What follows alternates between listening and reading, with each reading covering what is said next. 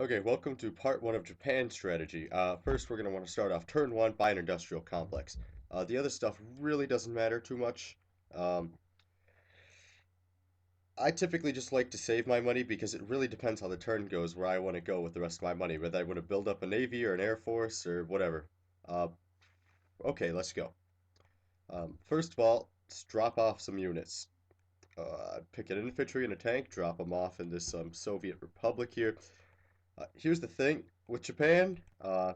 You're in pretty much every Axis game, you're going to want to go after Russia from the east, just to pressure the Russians and take it off the Germans. Now, if you're doing an America First strategy, the Japanese are actually the main player, so to speak. Um, but I won't. I might do a separate video, but that's kind of uncommon, and it really only works once against the same opponents. Okay, now let's start off. Uh, First of all, I would Pearl Harbor, but I wouldn't commit everything. I would send in um, typically one plane, one bomber, one sub, and one destroyer or cruiser, whatever version you're playing, is enough to take out Pearl Harbor. Uh, and then you still have this nice old fleet down here. What I would do, this British fleet needs to be wiped out. So let's take care of this in the same turn. Oop, just realized something. We're gonna need to keep an aircraft carrier there, but they're honestly they're not gonna do much to hurt it. Um, there's a sub, but it's not gonna do much. Let's see what else. Now for combat up here. Now you got two choices. You could invade America here, or China, so to speak, but I would get some troops here so I can start landing stuff over. Uh, I mean, you can also go after China, but to stay well defended is the biggest part. Uh, Okay, can this plane go up? Yes, but then this one should go down here, and all seems to be in order. Actually, yes, that has to go there. But anyways, I just try and figure it out so you can get at least three planes there, just to basically ensure victory. But you still want to have a decent defense down in this whole area. Beware, I'm building an industrial complex that'll pump out three tanks a turn. That seems to be all my Japanese units I want to move. We end phase. Now we attack. Bombardment doesn't hit. That sucks. Okay, four hits. We killed it. That's good. Let's hope it only scores one or two against us. There we go. Kill the two infantry. Reason being because they still have two units up there. Well, what they did is they moved their two down from Yakut or whatever. Um, Thing with the Japanese though, you just need a if you get kicked off of Asia and you're just left on your island, you're kind of screwed. I mean, the Axis, you might as well just surrender because you've lost the game at that point. Um, so you really want to get an industrial complex in the mainland real quick. Sub course. Come on, three hits. Three hits, all three hit. Thank you. Yes. Let's see, how many do they get against me? Okay, one. Well, seeing as that American battleship's gonna come down here and destroy my fleet, whatever's remaining, and I'm moving my planes back, I would destroy the destroyer because you can just submerge and retreat the sub, but you can't do that to anything else. Okay, well, end of that battle. This seems to have been a productive turn. I mean, yep, it's kind of what I was expecting. They should score one hit here, but they didn't. I would have just damaged my battleship, but it would has two hits, so that would have been okay. I win the sea battle. Okay.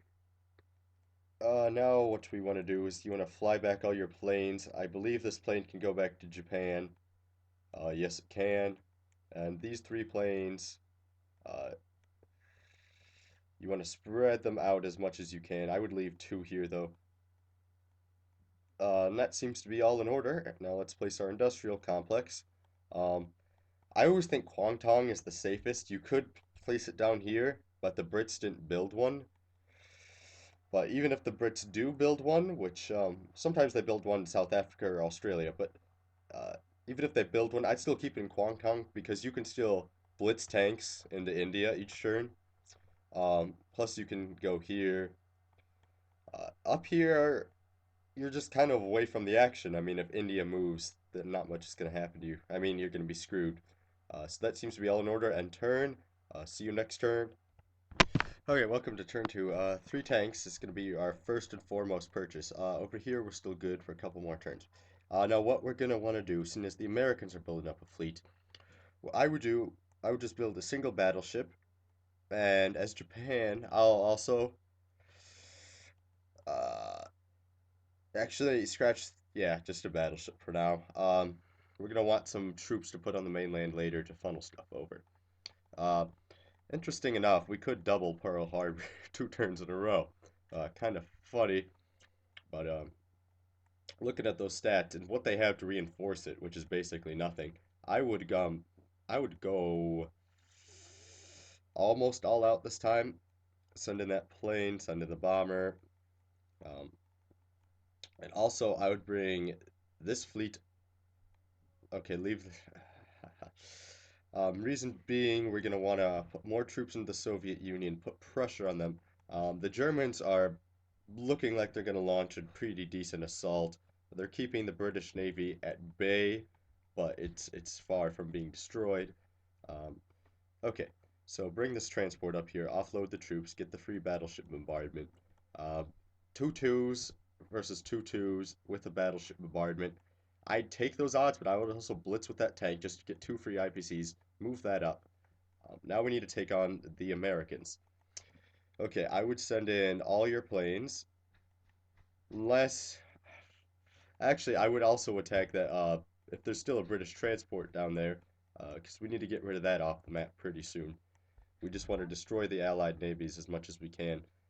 So you could send that plane in there. Let's see. All seems to be in order. Pretty good Japan turn. Let's see. What all are we going to be combating? Second Pearl Harbor in a row. Let's see.